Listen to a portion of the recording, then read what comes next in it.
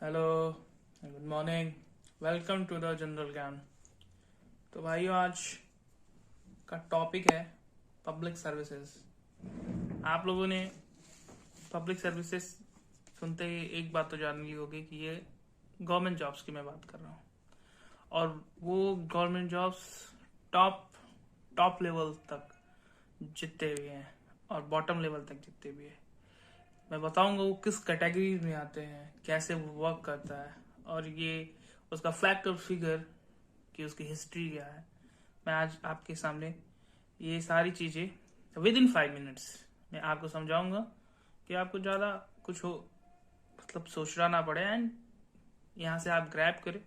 और अगर आपको फर्दर जाना है तो ये टॉपिक भी है लक्ष्मीकांत में, पब्लिक सर्विसेज एक पूरा चैप्टर है जिसमें आप पढ़ सकते हैं फर्दर उसके आर्टिकल्स एंड वो। मैं आपको एक ब्रीफ दूंगा 5 मिनट्स का। Okay, so let's start. तो पब्लिक सर्विसेज जनरली हमारे होते हैं 3 कैटेगरीज की, 3 कैटेगरीज होती हैं इसमें। ओके, इसमें ऑल इंडिया सर्विसेज आते हैं, एंड सेंट्रल सर्विसेज आते हैं, एंड स्टेट सर्विसेज आते हैं। स्टेट सर्विसेज सेंट्रल सर्विसेज आप लोग जान ही रहे होंगे। अब आप सोचोगे ऑल इंडिया सर्विसेज क्या भला है, इसमें क्या आते हैं? तो इसमें जो हमारे कंट्री के जो मोस्ट प्रेस्टिजियस जॉब है, जिसको हम IAS बोलते हैं, यूपी बिहार वाले वेल नोन है इस वर्ड के बारे में। वो लोग आते ही IAS PCS धरती पे उतरते ही उनके कानों तक ये वर्ड पहुंच जाते हैं कि लड़का हमारा IAS बनेगा, कि लड़का हमारा IPS बनेगा। जो किस बात, तो ये IAS and IPS and IFS, ये IFS जो है it's not in Indian foreign service, it's Indian forest service. ये इंडियन फॉरेस्ट सर्विस है, इंडियन फॉरेस्ट सर्विस। इसको ये थर्ड नंबर का है, जिसको हम लोग इंक्लूड किए थे 1966 में। इसको 1966 में इंक्लूड किया गया था इसमें, ऑल इंडिया सर्विसेज में। एंड IAS तो आप जान रहे हो कि मोस्ट प्रेस्टिजियस जॉब है, and IPS Indian police service. And IPS को पहले हम लोग हमारी कंट्री में इसको ICS बोलते हैं, बोला जाता था, इंडियन सिविल सर्विसेज। और इंडियन पुलिस सर्विस को IP मतलब इंडियन पुलिस। सो ये चेंज हुआ फर्दर 1947 में। 1947 में ये चेंज हुआ, एंड इसका जो नाम पड़ा वो IAS एंड IPS पड़ा।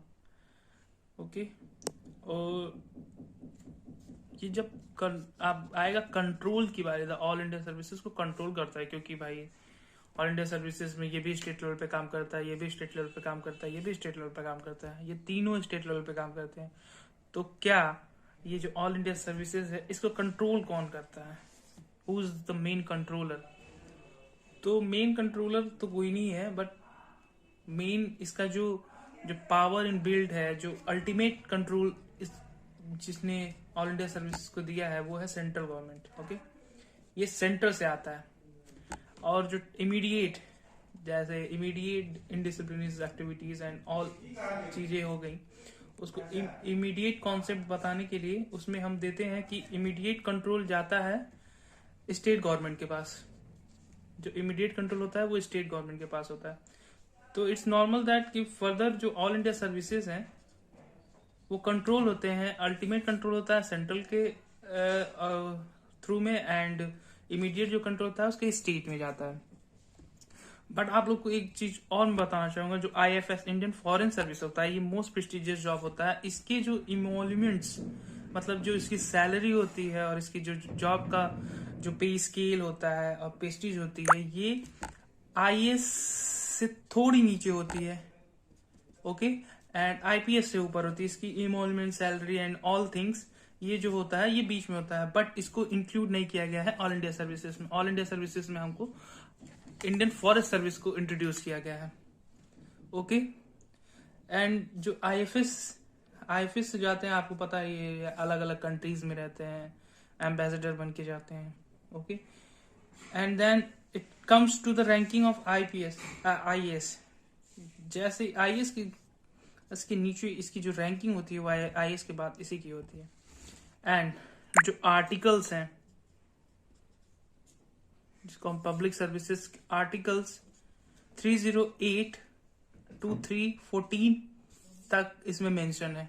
जितने पब्लिक सर्विसेज हैं, आप अगर 308 आर्टिकल से लेके 314 आर्टिकल पढ़ेंगे तो इसमें सारी ये चीजें इंक्लूड है कि पब्लिक सर्विसेज में क्या चीजें होती हैं, क्या इंटरप्रिटेशन है, क्या टेन्योर है and all these things.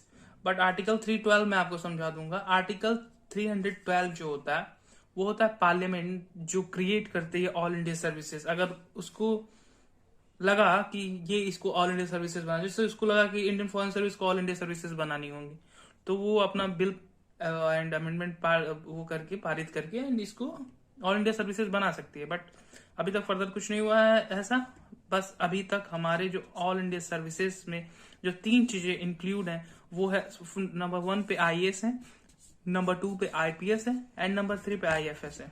Okay, तो ये तीनों चीजें एक ऑल इंडिया सर्विसेज में इंक्लूड करती हैं। अब अगर आपसे कोई पूछ दिया कि पब्लिक सर्विसेज कितने कैटेगरीज की होती हैं तो आप बता सकते हो ऐसे अच्छे से। तो मेरा यही वो था कि मैं आपको 5 मिनट में वो सारी चीजें बता सकूं जिससे आप ये नहीं एक ब्रीफ दे सकें, लोगों को लगे नहीं कि आउट ऑफ द कॉन्टेक्स्ट बता रहा है। Okay, so thank you and further videos के लिए आप मेरा चैनल सब्सक्राइब कर लीजिए एंड ऐसे ही देता रहूंगा। बोर्ड जो ये है ऐसा होगा, हट गया होगा, लेकिन मेरी बातें तो आप लोगों को सुनाई दे रही होंगी। सो इसके लिए आप लोग फिक्र मत करिए, मैं बोर्ड बड़ा लाऊंगा और आपको समझाऊंगा कि बोर्ड से अगर आपको कुछ लिखना भी हो एंड कुछ करना भी हो, मतलब उसको स्क्रीनशॉट लेना हो तो आप ले सकते हैं। बट इससे नोट करना कोई मतलब नोट नहीं कर पाएंगे, आई नो दैट। बट आप मेरी बातें सुनी होंगी, आप बातें सुन के नोट कर सकते हैं, मैं धीरे ही बोलता हूँ। Okay, so thank you and have a nice day.